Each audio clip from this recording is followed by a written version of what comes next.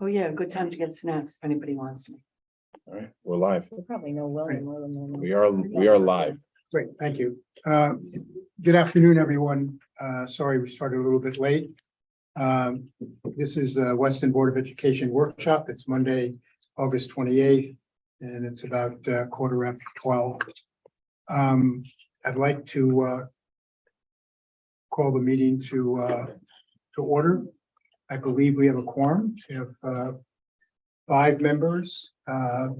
Chad will be a little bit late, an unforeseen meeting, and Bernadette Kingsley is teaching in Bridgeport. Before we start, I'd like to say a couple of things. One, I would like to acknowledge and congratulate Lisa, Tina, everyone at Weston High School for the U.S. News and World Report recognition of having the #3 high school in the state of Connecticut. And that's just tremendous. Good job. Um, Team effort, yes, we're very happy. I think that's, and Dan has been instructed to, and he's going to do it today, to Yes, I think you did it. change the website from #9 to #3. Now, if we make a jump of similar size next year, I'm not quite sure what you do, which is maybe just wipe out everyone else and we're just it. But you know, but that's terrific. And then this morning, there was an event welcoming all the teachers back to school, and with well-deserved recognition from a number of them. But I would encourage anyone who wasn't there to take some time and to look at the superintendent's Instagram. I think you'll see some familiar faces, not dressed in familiar clothing. The event was patterned after the Academy Awards, and people were dressed appropriately. I was very nervous as I was walking in when I saw 3 gentlemen walking in black tie. I went, oh my, what? But it was really a lot of fun, I thought. With that, first item on the agenda is a presentation by Jessica on board members' roles and responsibilities. Thanks. Good to see all of you. It's actually pretty rare that I see all familiar faces. Usually when I give one of these presentations, it's because there are new members of the board on the board and I'm doing some instruction. I actually would call this more like a facilitated discussion than a presentation.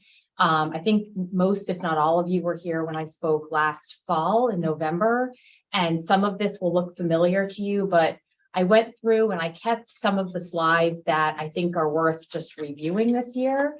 But what I really would like to do this morning is this afternoon is to review some new scenarios that I created that are fairly lengthy, and I want to encourage everybody to participate, to ask questions. These aren't easy scenarios. They're almost like a law school exam where it's like spot the issue, but some of them are points of discussion. So thank you for having me. We'll talk first we'll review board role and responsibilities. Then we'll take some time to review points about the Freedom of Information Act. The Freedom of Information Act is really the law that really governs the way that you all function and exist, both in terms of the way that you communicate in writing, as well as in terms of the way that you function as a board in meetings and in committee meetings and outside of meetings. So I think it's important to take some time to review that. Some of it is intuitive, some of it is not. And some of it is the Freedom of Information Act actually evolves and changes every year with legislative changes. And finally, I want to take some time to talk about communication and information sharing. I know that this has been a hot topic for all of you over the past year, so I do want to spend some time facilitating a discussion about that. So this should all sound familiar to you. What are your responsibilities as the board? So we can talk about each one, but just big picture, your responsibility as a board is really threefold. It's oversight of the school system, oversight of the administration. You have one employee, and that employee is your superintendent, Lisa. And Lisa is really responsible for implementing everything that you all decide as a policy matter. She is the implementer along with her cabinet members and the rest of the administration. And then of course, the teachers and all the other staff members. And you are the ones to oversee her and to set the directives, set the strategic plan, set the policies for the Board of Ed. Another primary responsibility that you have is setting the budget.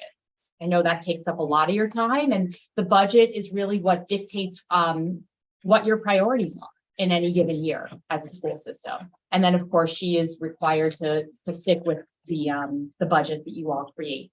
Jessica, can we ask questions along the line? Please do. Yes. So when you say we implement the state's educational interests, Yes. what does that mean? So the state, there's a set of statutes, and those statutes are really what describe the state's educational interests. So the legislature writes the statutes.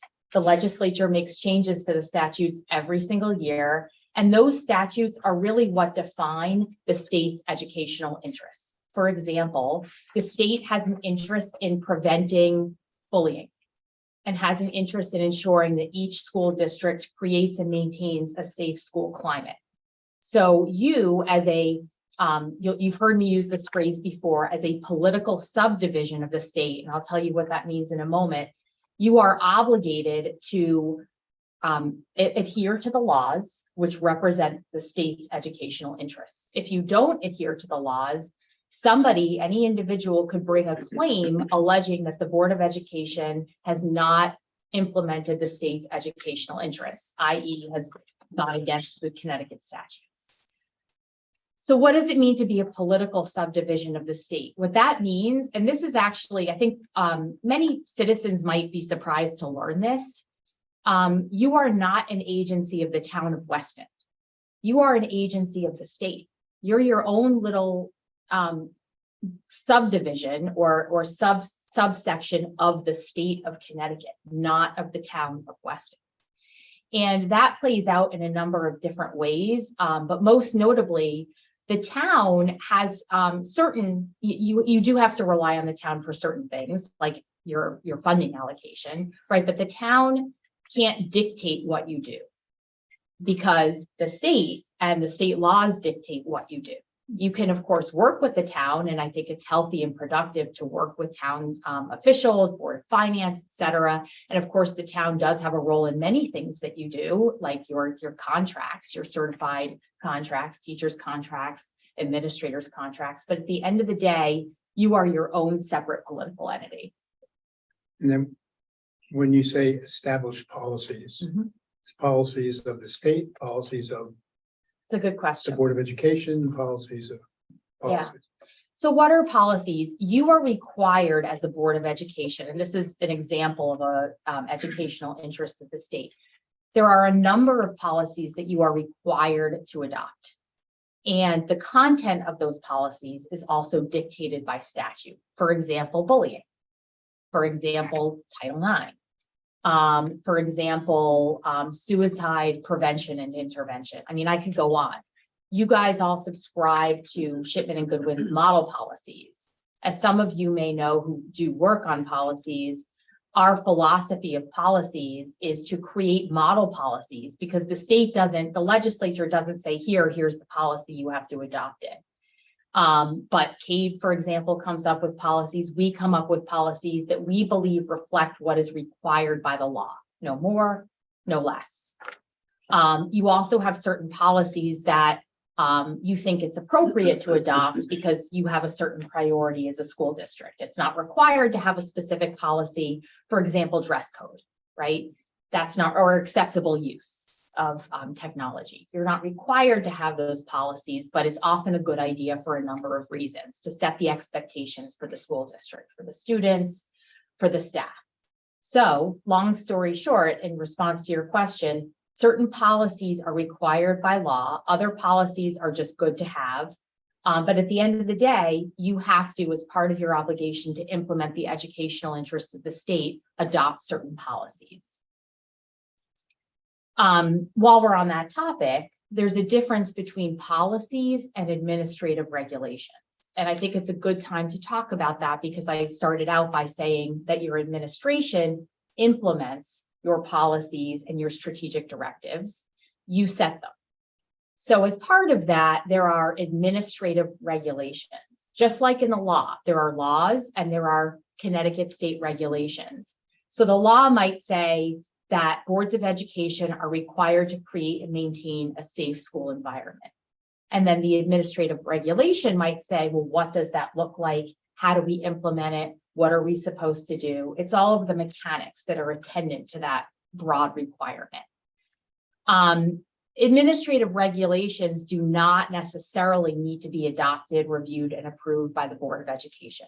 They can be administratively developed, repealed, modified. Typically, boards of education do review administrative regulations and do have some say in how they look, but typically they do not vote on them the way that they vote on policies. But the regulations are basically the nuts and bolts of the policies. Exactly. It's how the policy is implemented. Okay.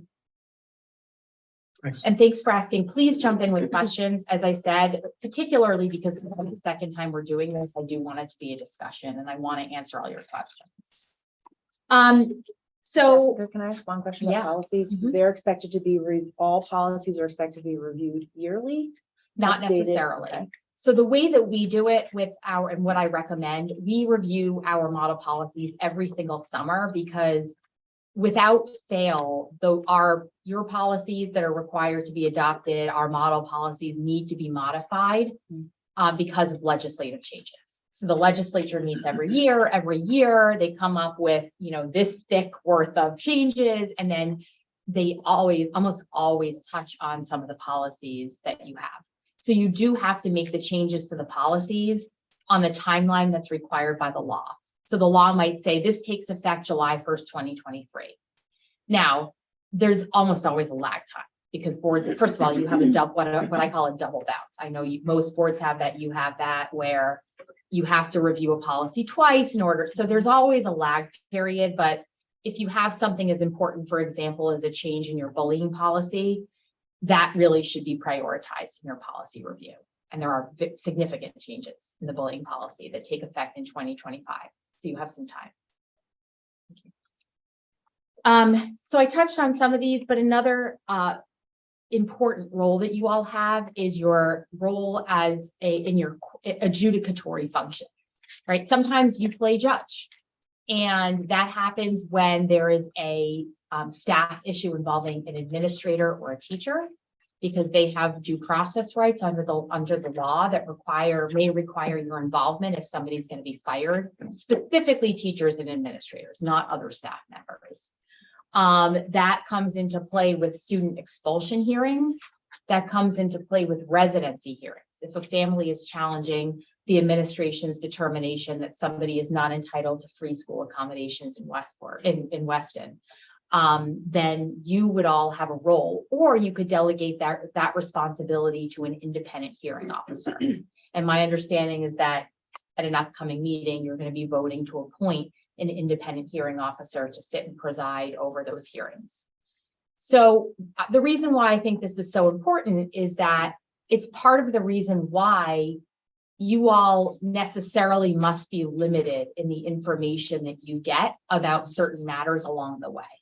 Because if you are called upon to sit in that quasi-judicial role at some point down the road, even if it involves an independent hearing officer, because sometimes that independent hearing officer will make a recommendation that has to be submitted to you for final adjudication, as in the case of a teacher termination proceeding, you all can't have been prejudiced, right, by being involved in the matter along the way. So you might wonder, well, why, there's this really significant issue with the staff member. Why can't I know about it? Shouldn't I know about it? Isn't that my responsibility? And the answer is, no, you really can't. Because then somebody's going to claim, that teacher will claim, or that administrator will claim that their due process rights were violated because they weren't given a full, fair, impartial hearing at the end of the day. What about in situations where people have involved the Board of Education through mass emails? Mm-hmm. And so we're being brought into things that are not part of our purview Sure. because of this person that we're going to be, we have every year hired to act in that role. Does that affect it in any way? Yeah, it's a really good question. You can't help what people send you. Exactly. What you can help is your reaction to it. Okay. And so what I would say is the appropriate reaction to it is zero reaction. Don't look into it, don't respond. Typically, and we have a scenario that deals with this. Typically, if there's an email that comes to you and you know you shouldn't be involved, the chair will say, thank you for your email. I'm going to refer you to the superintendent for further response. Okay.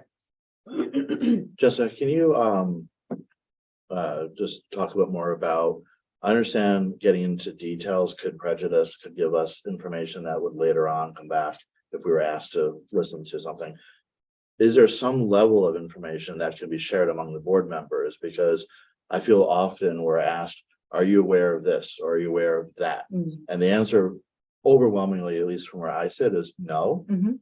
So just is there some level of not deep dive detail, Mhm. but we have a residency issue, Mhm. we have a teacher who's blah, we have a student who did this. Mhm. Is there some level of detail that should be or could be shared among the board members at large, so that if a parent or someone in the community said, were you aware? Mhm. We understand, yes, and I can't discuss it, or yes, I don't have details beyond awareness, Mhm. or no, I Yeah. have no awareness. Well, I apologize for answering your question with a question, but my question back to you would be why. I'm inferring from the question that you want to have an awareness, that you want, maybe I'm wrong, but that you want to be able to say, oh, yes, I'm aware of that. Is that right? Or do you not? Well, I think that just representing the board and looking at the 7 members communicate with each other, just being able to say to a parent, I'm aware, gives it shows the board talks amongst itself, we're aware of issues. And it could be just, I'm unaware. It could be literally an email that comes from the chair or from the superintendent that says, we have a residency issue, Uh-huh. blah, Right. and all that detail. It's a better response than saying, I have no idea. So how about this response? We don't get involved in those matters until such time as we need to be involved, because that's our appropriate role as Board of Ed members. I think that the reason why I'm suggesting that is I think that it makes life more difficult for you if you say, oh, yes, I'm aware, I have my finger on the pulse of all of these administrative issues, because you really are, that's not your role, right? And so I think if a parent or if the community misunderstands that, then it could make life more difficult for you when issues come up and a community member says, you're aware and you didn't do anything. Station explaining exactly what I'm explaining now. And of course, this is public and being live streamed. But sometimes if it comes to us in the form of a hearing, but otherwise, that's the administration's role. And in fact, it could compromise the FERPA rights, the privacy rights of students, for you to know, for example, about a residency issue. And it, as I said before, it could compromise the due process rights of your staff for you to have too many details about a staffing issue. There are certain times when I do think it's appropriate for the board to be given a heads up. Those times are pretty rare, and they really come when there's a serious lawsuit that's being threatened, for example. It's never a good idea to have the board hear about a serious issue first in the paper or in that way in the media, rather than from your superintendent. But apart from that, I think it's an appropriate thing to try to reframe the perspective of the community about what your appropriate role is. But that's a good question. So negotiations, that's another key role of yours. And there are teacher negotiations and administrator negotiations, which are the biggest ones from a budgetary perspective. And then there are negotiations with AFSCME. You all happen to have one non-certified group. Many of my other clients have many, right? You have a separate secretaries union, a separate paraprofessional union. You're lucky, you have it all streamlined. But the board members participate in each of those negotiations through the negotiations committee. And we'll talk about the committee, the role of the committee versus the role of the board a little bit later. Negotiations also, I think, is part and parcel of your responsibility to set the budget, because you're personnel budget line is so large, it's appropriate and necessary for you to be involved in those important financial decisions from the get-go. Strategic planning, of course, and then facilities review. Facilities review is another good example of where you do have to work with the town because it involves capital expenditures. And so if you are renovating or building a new building, you'll have a school building committee, which is comprised of both representatives from the town as well as representatives from the school. We already started talking about policy governance, and so I don't know that there's more to say there unless there are more questions about that. So what about individual board members? I just reviewed what your role is as a full board, but what about as individuals? And I think this is something that I see a lot of questions from board members about. It's from you all, it's from really every other board I've ever worked with. There's some question, there's some confusion about what's your role as an individual. And the answer in this unique spot that you sit in as a member of the Board of Education, a political subdivision of the state, is that you really don't have a role as an individual board member. You have a role as a member of a team, and that team is the Board of Education. You don't have any power or authority outside of your participation around the board table or around the table of a committee of the board. But when you're off doing your own thing, obviously you have independent judgments to make, you have independent work to do to prepare for your board meetings and for your committee meetings, but you don't really have constituents per se. Your responsibility is to make sure that you are listening to the community, soliciting feedback from the community, communicating with the community about the school system, and it's fine to do that, you know, on your own in certain ways if you're having a conversation. I'm not saying that's forbidden, but you really don't have any responsibility, obligation, or authority to do board work outside of sitting around the board table or the committee table. I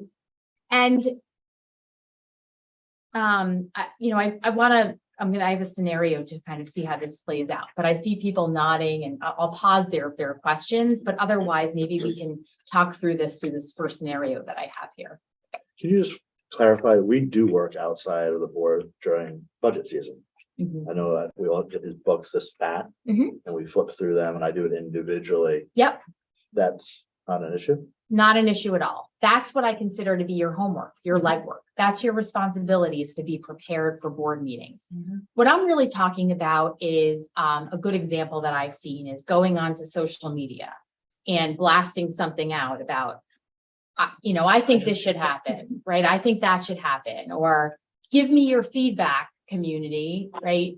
Or communicating, and inevitably you're going to talk to your friends, you're going to talk to your neighbors. I'm not talking about that, but wearing your board hat and doing board communication work and other work, liaising with towns, members of town government on your own. Those are examples of things that are really not your role as an individual. But preparing, absolutely, that's part of, actually, that's not only your role, it's your responsibility to come prepared, and that's fine. So let's jump into a scenario. These are all, I had fun writing these. The board receives a lengthy email, and all of these are some versions of things I've experienced in my role. The board receives a lengthy email from a parent describing in detail the wrongs that her child has faced in school at the hands of other students as well as staff members. And Sharon, I think this is what you pointed out, right? What if we receive an email, right? Yes. Specifically, the parent alleges that her child has been the victim of microaggressions and race-based bullying for years. Staff have been aware of these concerns and nothing has been done to address the situation. The parent implores the board to take action and threatens to raise the issue with the State Board of Education if nothing is done. That's one of those lawsuits that claims that the board is not implementing the educational interests of the state. She claims her child is in imminent danger of physical and emotional harm. So I have some questions to prompt discussion on this, which we can look at, but really I want your reactions to this, your thoughts on this. What should the board do? How should you deal with this? The board really can't do anything as far as this is concerned. The board should make sure that Lisa is aware of the situation, and the communication that comes out about this should come from the chair on behalf of all of us saying, we've received your email. We have forwarded on to Lisa. She will be addressing this matter, and that, you know, the administration will be addressing this matter. Perfect. That's exactly right. Now, the concern, I'm sure you all receive these emails though and think, this is frightening. I'm worried. I'm worried about my personal liability. What if Lisa's not on it? Lisa's always on it, so don't worry about that. But just hypothetically speaking, how can you feel comfortable? This parent is now alleging that her child is in imminent danger. So are you still supposed to just sit back and trust that your superintendent is going to handle this? Yes. That's why we hired Lisa. Yeah. I mean, your job, the best way to deal with something like that is to do a good job hiring your superintendent, because that's exactly right. Your superintendent has to be on it. That is not your role. Now, you do have a responsibility, of course, to oversee Lisa, right? And I know that you do an annual review. And if you ever had concerns about I'm saying your superintendent because Lisa, you would never not be on it. I don't even want to use your name, but if you had ever had concerns about your superintendent not responding appropriately to something, then you would need to step in. But that would be extremely unusual and rare for that to come to your attention in a way that would warrant further action. But so that could also, what you're saying could also be translated to, if you, as an individual board member, think that Lisa is not responding appropriately, then you can step in. And I would disagree with that. No, I'm Okay. sorry. That's not what I mean. What I mean is the board as a whole. So that Right. would be the chair that would basically take the step in to talk to the superintendent about the superintendent's responsibility in a situation like this, as opposed to individual board members reaching out to the superintendent, correct? It would be, but I think that concern would have to probably surface through, in a number of different ways. It might surface through a complaint, right, by staff members or parents, or a lawsuit. It's not just, oh, I don't like the way that Lisa responded, right? Or this parent emails us every day with complaints, so Lisa has to be doing something wrong. That's not what I mean. I can't even frankly think of an example of a situation where the board, I can, but very rarely where the board has had to step in and say, we're really concerned about our superintendent. But what happens there is an independent investigation of the circumstance. And it's usually surfaced in some formal complaint type way. You would know about it. And so what I'm trying to do, bless you, is to distinguish between I don't like the way she responded, or I'm not sure she's responding promptly enough, or there has to be an issue because we're getting emails daily. That there's a difference between that and you get a formal legal complaint, for example, as a board. And then you call me, right? Steve calls me and he says, what do we do with this? And then we talk through it. Maybe the answer is you get an independent investigator to look into it. Maybe there's nothing to this. But the point here really is not that is likely to happen or even, possible to happen. It's more just that you're going back to your response. You do have to trust that your administration, your superintendent is handling what sounds like a very serious issue, because that is her role. That's the administration's role. But can the individual board members, for their own education, reach out to Lisa for clarification on how an issue is being handled that we've all been copied on? So I wouldn't recommend it.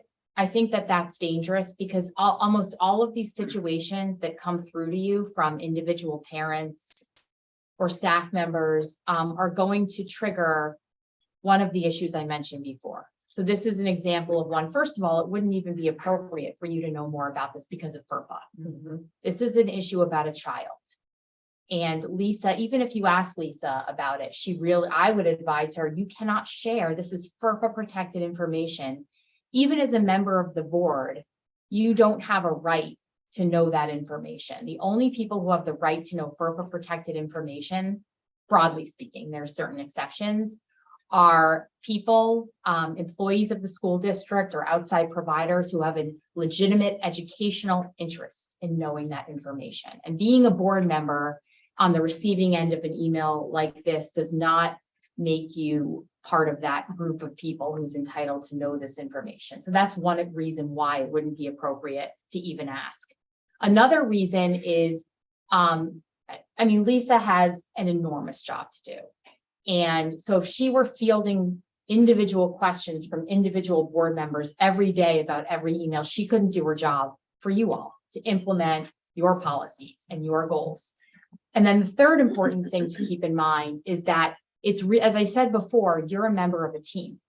And it's really important that to function as a team, you all need to basically have the same information. And so the more individual board members, and we'll talk a little bit more about this later, the more individual board members solicit information to help inform their decision-making process without the other board members being privy to the same information, the less effective you will be able to function. Effectively, you will be able to function as a board, as a team. Because at the end of the day, you all have to sit, you function only at a board meeting or a committee meeting. And you all have to make decisions together and you vote on them. It doesn't mean you have to unanimously approve something, but you all have to decide things together. And it's really important that you all have the same information as you make those decisions. So there will be times when, David, for example, you might say, I really need to know this. I really need this information. And that's fine. But we'll talk more about communications later. I'm not saying that you can't ask for that information, but it's really important that everybody else knows that you asked for it and then also gets the information too. So that's another reason why individual board members shouldn't be reaching out, picking up the phone and calling and asking for their own gloss on something. That's a good point. Can we take a step back 2 seconds? Because this became an issue for our board when we had a lot of parents reaching out about a hot topic this last spring. Because as board members, we certainly didn't want to come across as being insensitive to their concerns, right? We're listening and we're hearing them, but at the same time, responding to them as 7 individuals is not necessarily what we are intended to do.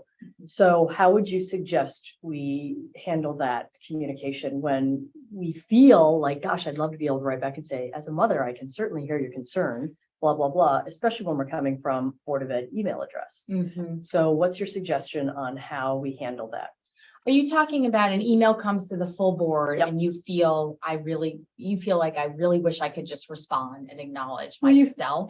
Sometimes I think, and I've heard this from other board members, we feel like, look, we're not trying to be insensitive and be like, oh, we're not listening to you, Yeah. like whatever. But we want to make sure that they get some sort of response from the board that lets them know we've received it.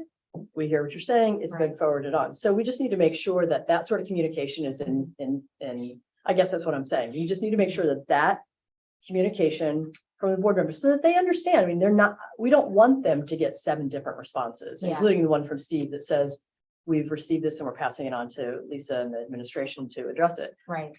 Right. So we either need to have a board agreement or policy or something like that that says, no, we're not going to reach out as individuals to these parents, because then if you have 2 people that reach out, they're going to be like, these other people didn't even bother to get back to me. And that looks bad for all of us. Yeah. So how do we handle that? It's a really good point. I would say pretty categorically that it's not good board communication hygiene for individual board members to be responding to communications that come into the board. That really, the board chair should respond if it warrants a response. And, I understand that sometimes people will send things that are very sensitive. Mhm. And you might have a particular issue that you also feel passionately about. But just as I almost liken board communication or communications from the public that come in through email to the board to public comment that happens at board meetings. You don't all sit there and say, you don't respond, right? And that's always my advice, is that don't respond, don't engage, for many reasons. Number one, it could violate FOIA to start having a discussion that's off the agenda. Right. Number two, if you respond to Lisa, but not to Steve, Steve's going to say, well, why didn't I get a response, right? But similarly with email, it's really the same thing. It's just in written form. It's just never a good idea for individual board members to respond. The best response is always, thank you for your feedback, right? We'll take it under advisement. If it's a question Coming from the That's- chair, though. coming from the chair, Correct. only from the chair. If it's a question about, oh, I'm just making this up. I really think something should be done about the annex, right? I think that the parking there should be expanded, and the board took that issue up at the last meeting and voted to expand the parking. Then it's fine for the chair to communicate that. You've already acted on it. It's just informational. The chair shouldn't ever respond with something substantive that represents an individual opinion, right? But communicating actions that have already been taken, or saying thank you for your feedback, or just simply saying thank you, or I'll, refer this to the superintendent for further response. Those are the go-to responses that come from the board, which really come from the chair Right. on behalf of the board. I just want to clarify so Yeah. we are all on the same page. Yeah. Yeah, that's a good question. And I'm going to be skipping some of my scenarios, because some of my scenarios, these are exactly the questions that I anticipated. And so that's one of them. Moving on. This is a long one, so bear with me. The board is convened in a public meeting, and the topic of the discussion is school security.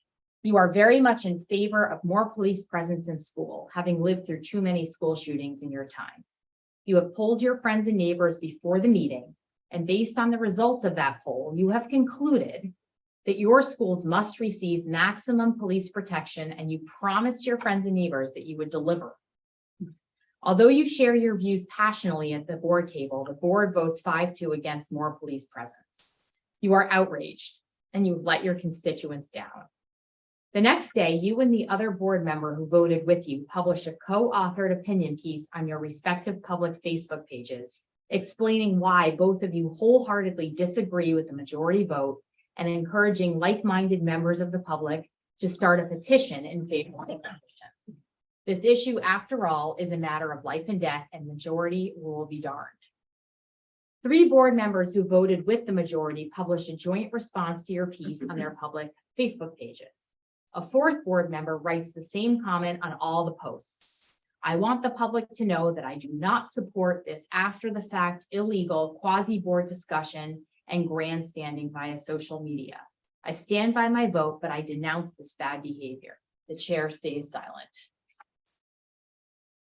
So, did anybody do anything wrong here? I Yeah. hate to put it that way, but Yes. Absolutely. So the board members who are simply board members took their argument to the public as board members when they don't have the right to represent themselves that way off of the table. And they're not acting as a board. And so they took it public, and even the board members that then said they stood by, they were wrong too. And also the chairman was wrong, because the chairman should have reined everybody in and said, this is not how we behave as a board. So in my opinion, there were 3 wrongs there. yep. What about at the very beginning? And you've found most of them. What about the very beginning, first paragraph? Oh, yeah. Promising outside of the boardroom that you're going to be able to make these deliverables, impossible and foolish. And you can't do that. Again, we act as a board, not as individuals. Other thoughts? Does anybody know where these imperatives come from? So Sharon, I agree with what you said, and those are the correct answers. We could talk a little bit more about them, but what's the root of those imperatives? People acting as individuals, not as board members. But do you have something, for example, in your bylaws that speaks to these issues?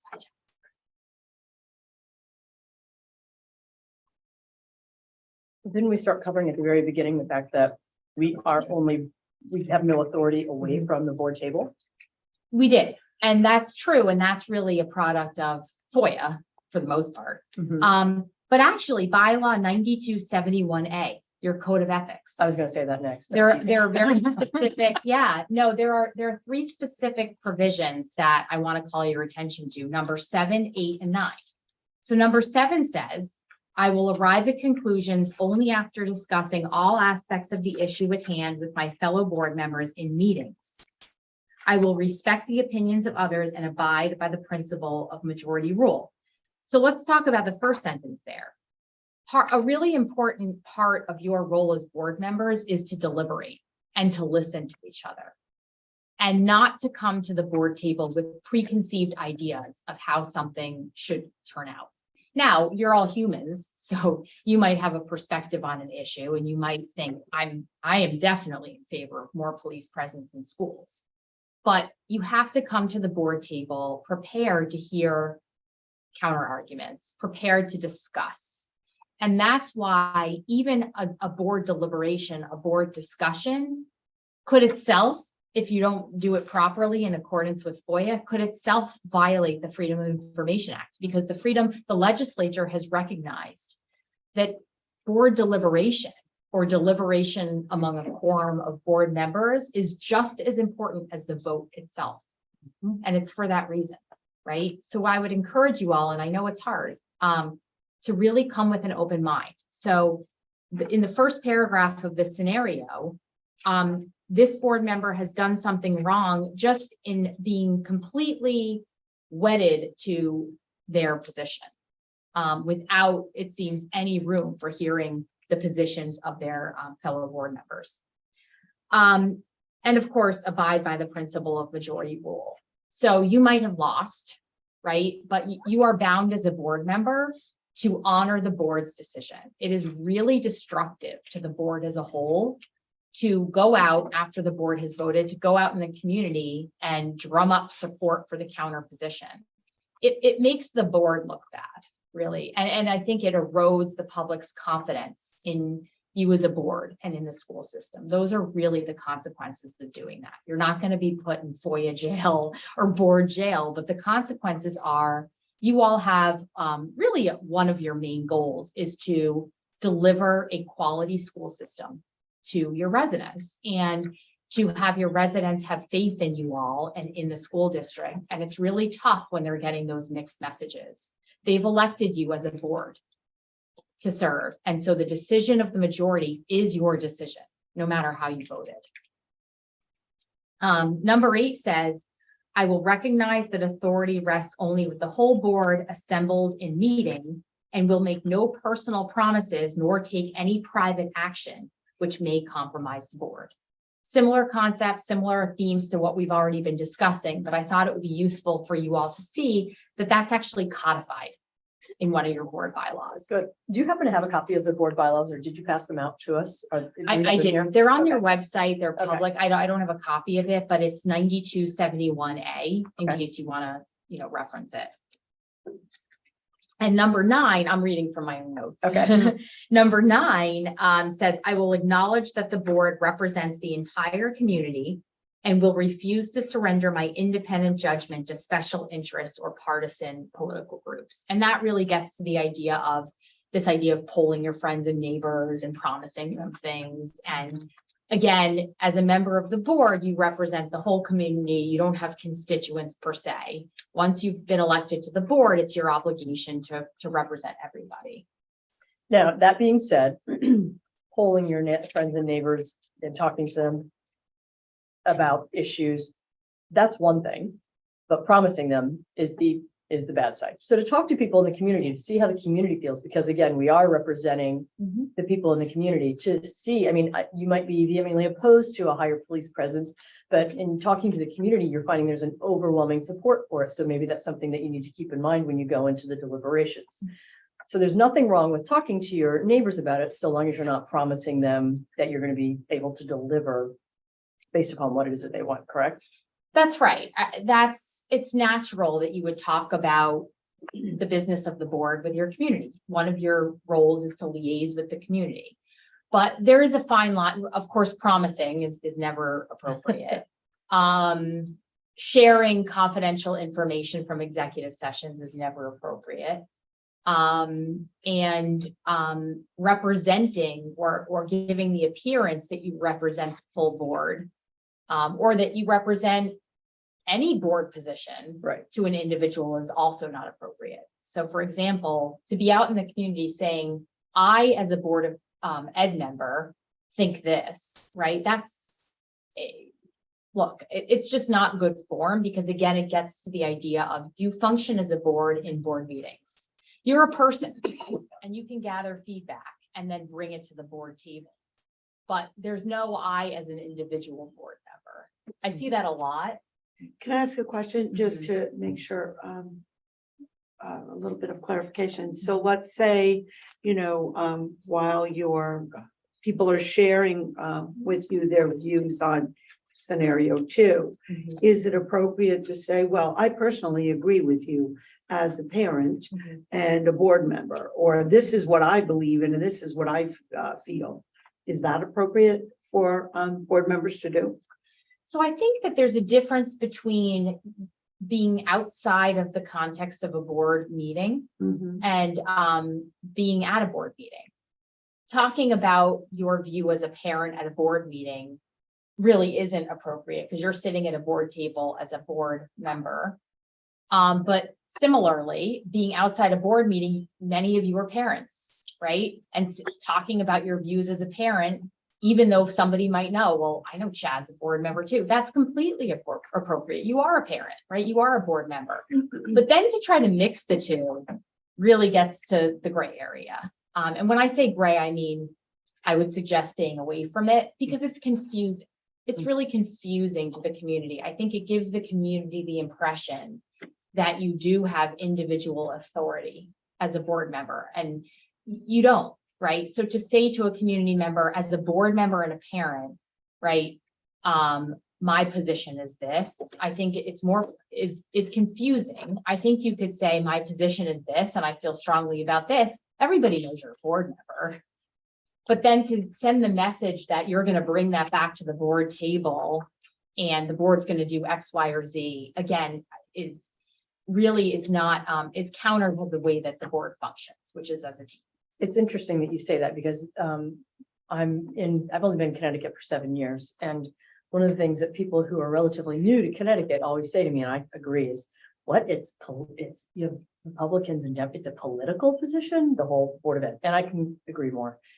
And everyone seems to say politics don't belong on the board. And I always say to them, we don't make them a part of our board. We're all just a board. So I think that what you're saying plays into that exactly. When you start to say, as a Board of Ed member, suddenly you're politicizing your position.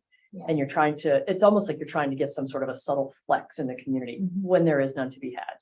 I think that's a good way of putting it. It also, I think, implicitly suggests that you have power to make something happen as an individual, which you don't. No. And again, it comes back to what message, and this goes back to, David, a point that you made, which is you want to send a message to your community members about your appropriate role. And if you send the wrong message, you might end up inadvertently letting them down, right? And that's what we see in this scenario. You've gone out, you said, I agree with you, right? And then you go to the board table and it's voted down. And then the people that you spoke to say, well, what happened? You promised me. So it's better to level set and have everybody understand in the community what your role is, which is you're one member of a team. And again, it's not politicizing our role and making the board look like a dysfunctional board by having two opposing sides. I always say, as soon as we walk into our board meetings, our political affiliations, like, we leave them outside, because we are here to function as a board, and we're all parents and we all want our children to be successful. We're all homeowners in town. We want our property levels to maintain value. So being a Republican or a Democrat brings no benefit to these meetings. We need to work together as a team. I just want to make sure that while we're all out in the community talking to people, the reputation of the board is what we're trying to maintain. And I think the way we can do that is by shedding the politics of it.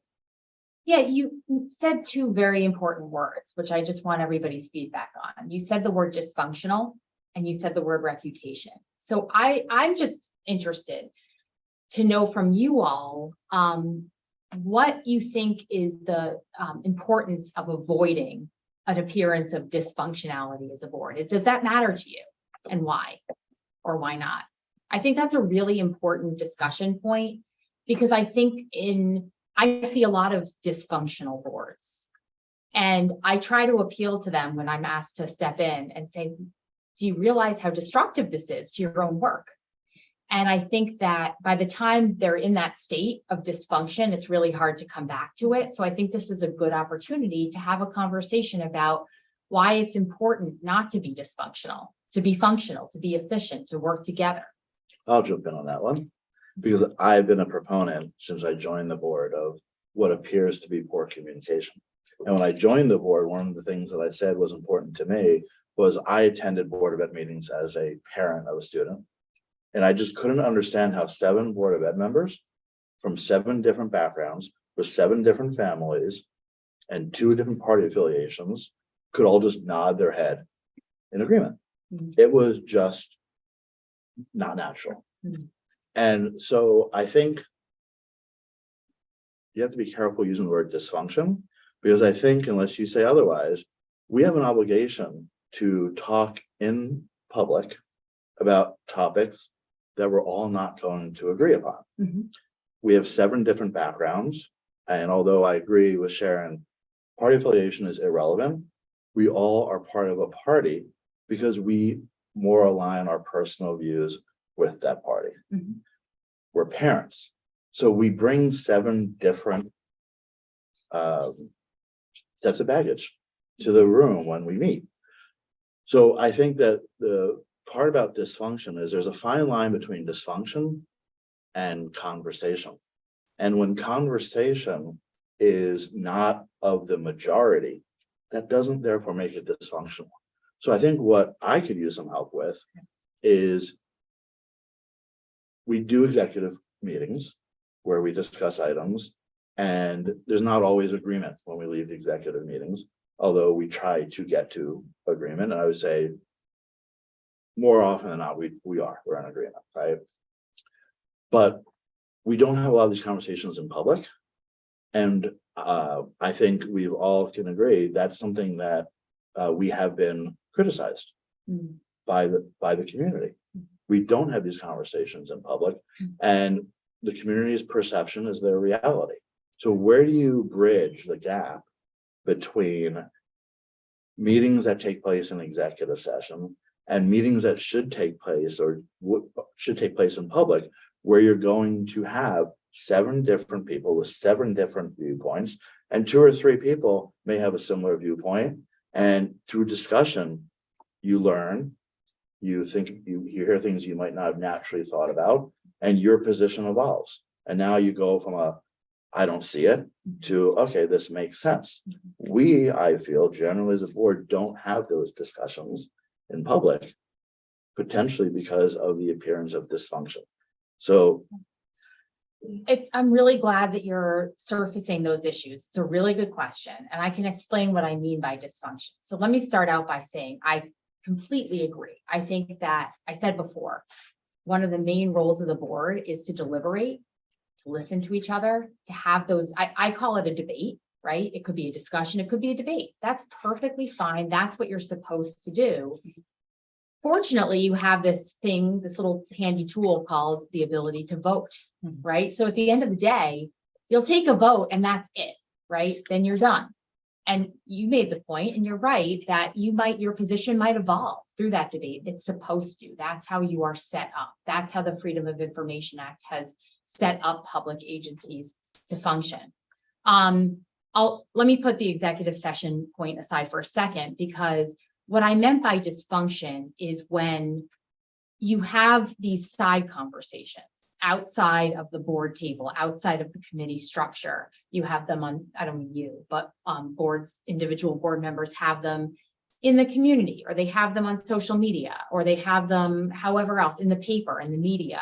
I see this all the time, more and more lately, where individual board members are expressing their viewpoints on board issues outside of the structure of the board meeting, where it's appropriate to have a debate and discussion.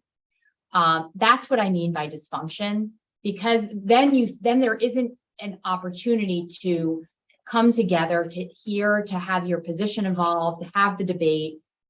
in a legally appropriate environment, then you're having these side conversations that are really very difficult to corral. So that's really what I meant by dysfunction. The point about executive session, the reality is that there are certain topics that are privileged to executive session. And you really can only have executive sessions if the discussion involves one of those topics. So to my knowledge, you are not having any illegal executive sessions. All of your executive sessions are either permitted to be held in executive session or must be held in executive session, for example, if they relate to security issues. So, David, when I hear you say we really should be having these conversations in public, I think what I would say is that certain things you have to discuss in executive session. You can never vote in executive session. So there's always an opportunity, if you wanted to talk about certain matters in public. But there's certain matters, and it's hard to speak in hypotheticals, and we can talk specifically if you want. There are certain matters that I wouldn't recommend you talk about in public. For example, I'll give you a really easy example. I know you all have independent hearing officers for expulsions, and you almost never have expulsions that go to hearing here. But expulsion hearings are privileged to executive session because of FERPA, student privacy. You would never be able to debate about that in public because it would violate a student's privacy, but you would have to vote on whether to expel in public. That's an example. Another example, again, is the security issue. You really shouldn't be talking about security issues in public because it would leave your schools vulnerable if the public knew about the way that you handle your security. So I could go, attorney-client privileged information. If you talk about advice that I give you in public, you're waiving the privilege, and that compromises you or jeopardizes you from a legal perspective. So that's what I mean by there are really limited reasons to have executive session discussions. Usually they're really good reasons, but again, the public is going to see part of that because you have to vote in public. Maybe I can help with this a little bit. I think, Dave, your frustration comes from policy, or not policy, I'm sorry. Your frustration comes from committees.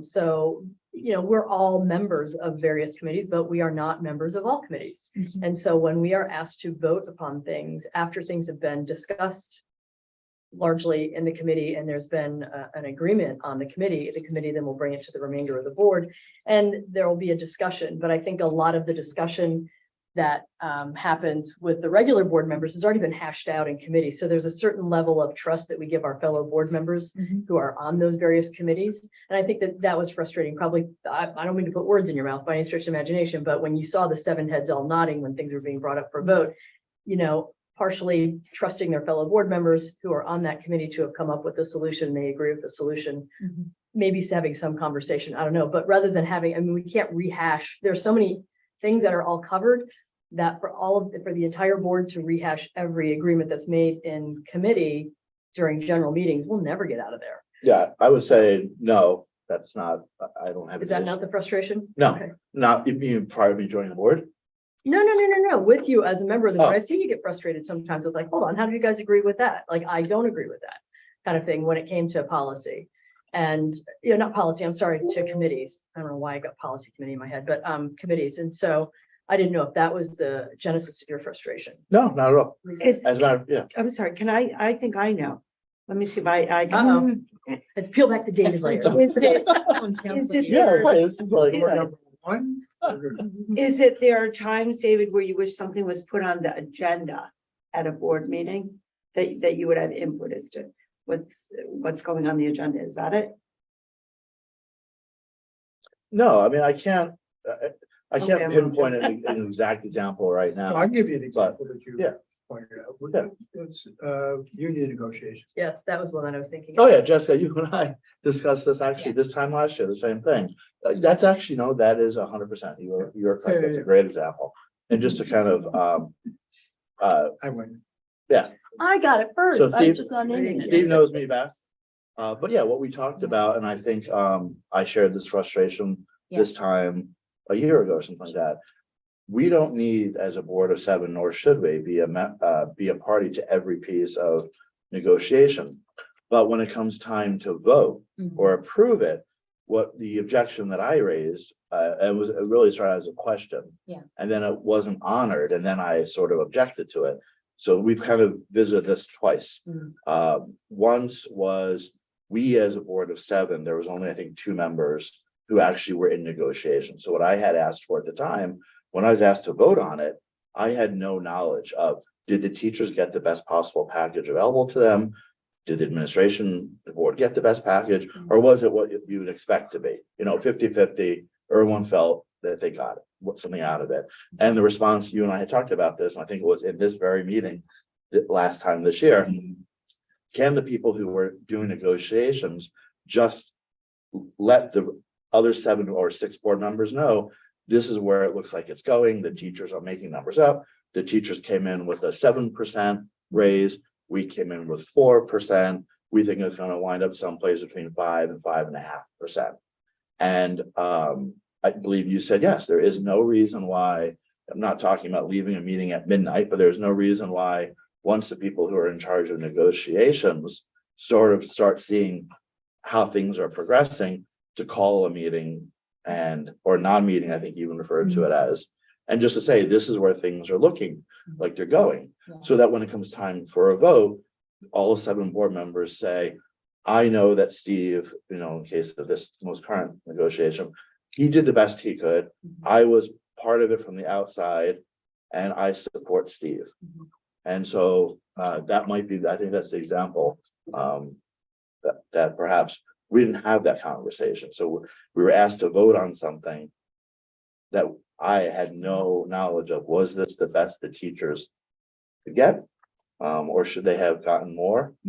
So. Yeah, I think that actually brings us to this slide that I was going to talk about, which is the role of committees. Now, negotiations committees, I think, are a unique animal because, and I'll explain why in a minute, but I think that those are really different for 2 reasons. Number one, they require you to go along with, and the committee members to make big decisions that impact your budget, right? And so that's really kind of unique. And because of the way the negotiations process works, in negotiations, ideally, we reach what we call a tentative agreement with the union, and it's kind of a done deal. You're supposed to vote on it, but it's kind of similarly, the unions have their own committees. They don't have all of the teachers there, and they rely on their committee to reach that tentative agreement that then the entire union has to ratify. So it's kind of symmetrical on both sides. That one's kind of unique, though. The other reason why it's unique is that strategy and negotiations with respect to collective bargaining are excluded from the definition of meeting under FOIA. So it's pretty easy for the board to be updated by a negotiations committee without having to comply with the meeting requirements of FOIA. That's why whenever we meet for negotiations, it doesn't have to be publicly noticed. Whenever you have conversations, the committee meets, the board meets to talk about pending negotiations. That's not within the meeting, the definition of meeting under FOIA. So that's really different from pretty much every other committee. And the reason I say that is that I do think that, and I do see this a lot, I think it's important just as a general matter. Why do we have committees? We have committees because you all have a lot on your plates, right? As a board, there's a lot you have to do. You have a lot of responsibilities, and there's teaching and learning, there's policy, there's negotiations, there's strategic planning, there's facilities, there's technology. You can't possibly get all of that done as a full board. First of all, getting anything done with 7 people plus your cabinet members is virtually impossible. But second of all, you just don't have enough time. That's why you work in committees so that whoever is interested in a particular issue can do most of the work, the bulk of the work. And committees typically meet more often, much more often than the full board. You vet an issue, you digest an issue up to a certain point when it can be brought to the full board. And yes, somebody mentioned there does have to be a level of trust in your committees, because it wouldn't make sense to have the committee do all this work and then for the board to redo it. Number one, from a time perspective. Number two, from an efficiency perspective. And you also have to get things done in a timely manner. So that is the role of the committees, and there has to be some level of trust. The chairperson is responsible for forming the committees. I'm sure that he takes input from all of you on what you're interested in doing. If you want to be on all the committees, I'm sure there's an opportunity to do that. But the other part of it is that it wouldn't make sense. It would kind of eviscerate the committee structure to have the committees reporting back to the full board at every step along the way. That really defeats the purpose. So the question is, where's the sweet spot? And I think with negotiations, I think that's easier for the reasons I said. I think one check-in maybe during the negotiations to talk about direction is fine. Sometimes what I see boards doing is if there's something that's really, what I think is a healthy way to approach it is a meeting with the full board at the beginning to take everybody's temperature. And so sometimes I attend those meetings and I say, this is how the season's looking. These are the trends. This is the consumer price index. I go over all the data. I do that with the committee. Sometimes the committee will say, why don't you do this with the full board? So everybody's on the same page at the outset. Sometimes, and then the next time there's a check-in, if there is one, is really if something totally out of whack happens. And if there's something, if the committee says, all right, we're not sure that the board is really going to go over this because we are 2 points above the statewide average, right? If you're a quarter of a point above the statewide average, and everybody knows that, that's where you were going to land because you're, you're English, the wealth of the town would dictate that, fine. But if you end up, if it turns out, or if it's looking like you're going to be 2 points above the statewide average, typically the committee would say, all right, let's take the board's temperature on that. So that's another point where the full board might be apprised. And then the other point is, and I think I did this with all of you, is before you vote on the tentative agreement, then you have a tentative agreement. Before you vote, the committee, sometimes with me, sometimes without me, debriefs and says, this is how it went.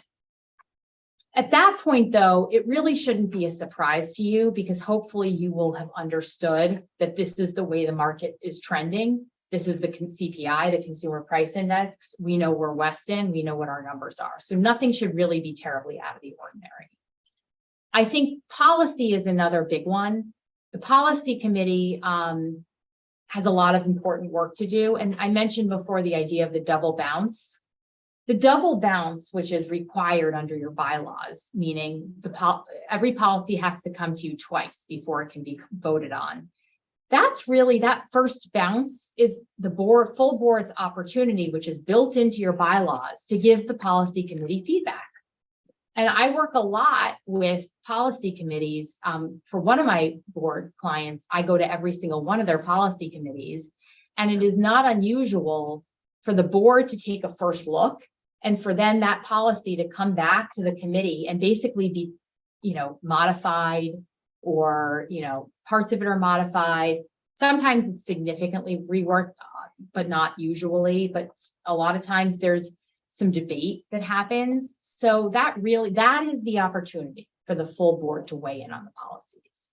You just FYI, I think from a committee perspective, that's the one area that we do really well. I think a lot of the criticism that the Board of Ed took in the past about, well, you get to a full board meeting and it's just 4 or 5 questions and approved.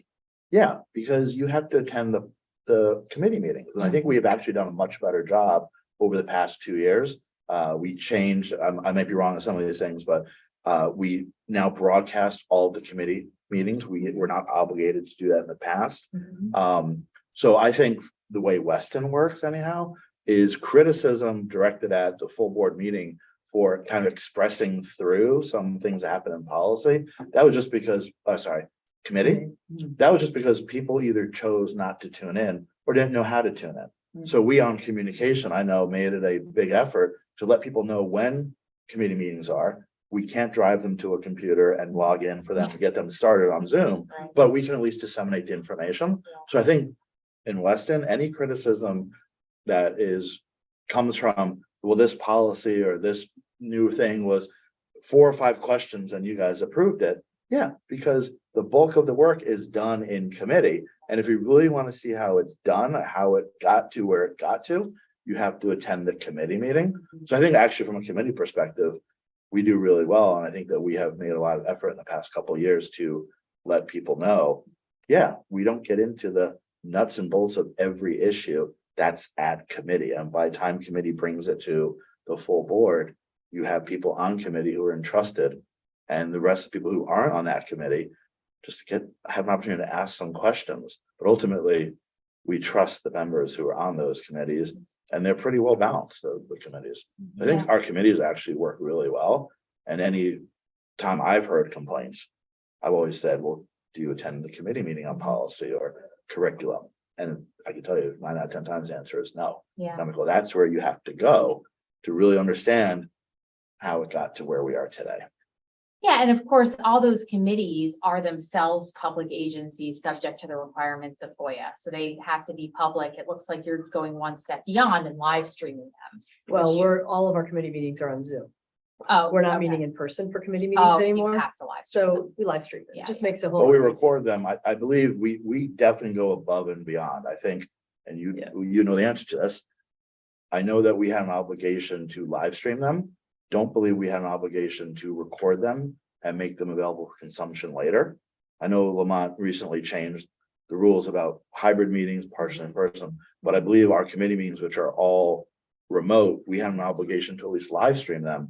But we went a step further, at least if it's a requirement now, we were doing it well before it was a requirement. We were live streaming them, recording them, and publishing them on the website so that the community can consume that meeting whenever they want, as often as they want. Yeah. So I think that we have done a very good job when it comes to communicating committee meetings.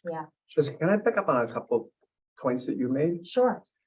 So the first one, this is a kind of a ludicrous thing to say, I think, but because I'm sure it's not codified in any bylaws anywhere, but in reacting to this scenario, isn't it just kind of a best practice for all of us to stay off social media, period, about these kind of things? Like, they're intended to weaponize things and create mud fights. And I'm not saying that's written down anywhere, but no matter what, isn't it probably better not to be putting anything on Facebook except for like cat photos and cute pictures of our kids? Yes.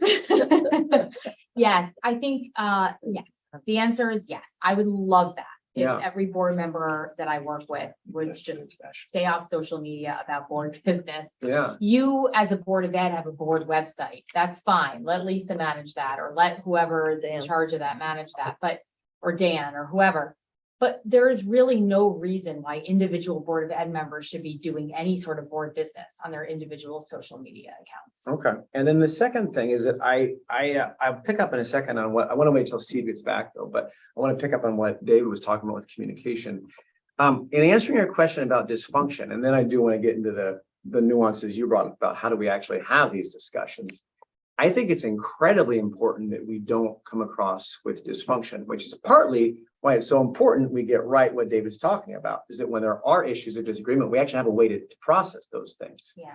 But part of why I think it's so essential we don't come across with dysfunction is that lots of the rest of our society right now is mired in complete dysfunction. So if we create the same sort of like absolute gridlock of like nothing can get done because people are simply categorized into two opposite camps on every damn issue, I think very quickly people have zero faith in our ability to accomplish anything, and therefore they sort of dismiss things outright. I think the antidote to that is exactly what David's bringing up, is have a clear sense of like how we do process these things that might be big, important decisions that have like weighty matters involving them, and that people might have a diversity of opinion. I do want to wait till Steve gets back to go deeper on that, but because I share some of David's confusion about like, okay, if you want to have insight into something earlier, if you want to be able to ask questions about something earlier, and then if you do want to foster productive dialogue, how to do that efficiently. And I think that is an area that we have room for improvement. But I won't now just keep talking with the same things, because I do want to wait until Steve gets back. So I'll just I have put a a quick comment question. on that until he comes back. Weird. Are we gonna break it all? Because I'm gonna want to meet my son's teacher. Oh, yeah, I'm I gonna see. do I the wanted to. And I know Chad's in the same. I boat just, as me. I missed it. What time does I that- assumed. Well, that this is 1:32:15. Yeah, but we're out, it's 1:35. Right, but it's open, it's what do you call it? Open, show up whenever you want. So I was planning to hang over at 1:45. So just in a very selfish Yeah, way. I mean, I'm Good. Can I- I Can I should ask have a the same thing, because I'm question? like, we're here to meet, like, but at the same time, I thought maybe my role as board member has to trump that. I don't know. I was confused about that, but I'd like to meet with the teacher. 3:15 ice cream at the middle school. Those damn high school kids get that. Peter always knows. I have a question about the negotiation committee. You said that we can meet as a board without having to make a formal meeting as far as like announcement, 48 hours or 24 hours in advance with the agenda and things like, just to get an update on the negotiation Yes. process. We can legally do that without it being a big FOIA issue. Yes, Okay, all right, that's important. yes. Because I think that I do agree that I trust my fellow board members on the negotiation committee to negotiate in good faith and to do the best, with everyone's best interest in mind. But it is good to feel as if that you've been able to see the process. Yeah. And so I think that that's a healthy thing. Hopefully, Steve, are you on the negotiation committee? I'm Yes. assuming you and I think Melissa. Myself. Yeah, so maybe we can do an informal, not real board meeting, so you can just kind of bring us into by the way, here's where we are in the negotiation process. I think that would be really healthy for all of us. And then when it comes time to actually ratifying the agreement, then the board will all be on board easily. No problem. Yeah, you don't have any negotiations going on now. No, But when you do, I certainly don't have a problem with that. I think the one thing I would just caution is negotiations are a very unique process and they evolve. And I think that you might get an update in week 4 of negotiation and things might look quite different in week 8. sure. And so, as I said before, unless it's something radically different, and usually when I say quite different, I'm talking a little bit more about some of the operational issues, the language issues, and some of the trade-offs. Right. So I think that's the only thing I'd say is that I would caution against, thinking that update is going to encompass everything, because negotiations can take a little bit of a random walk. Yeah. Wait, just before we get too far into a different topic, just because it's time sensitive. Yeah. Is it okay to go take a pause and go meet the teacher or not? I'm confused because I thought like Yeah. perhaps this responsibility trumps that, but I share David's point. I'd love to go meet the teacher for the first day, and these are scheduled at the same time. I'm going to defer to the chair on that point. I mean, Steve, they want to take a break to meet the teacher. It goes till 2:15 at the intermediate school. Fine with me. I mean, Conversely, I'm gonna take the break. If Chad takes the break, I think we leave you with no majority, but that's okay? Or no quorum, rather? we're not taking a vote on anything. Right. So I think that's fine. Yeah.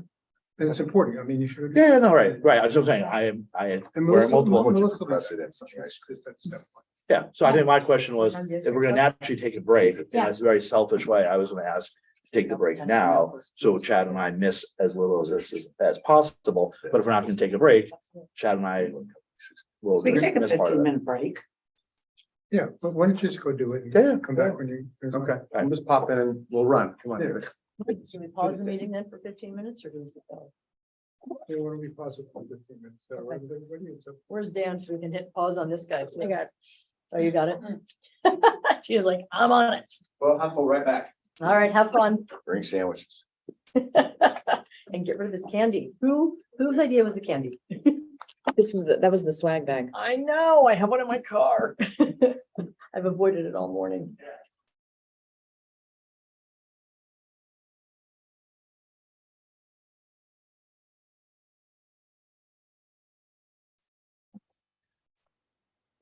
Officially a break. Are we still recording? Yeah, hang on.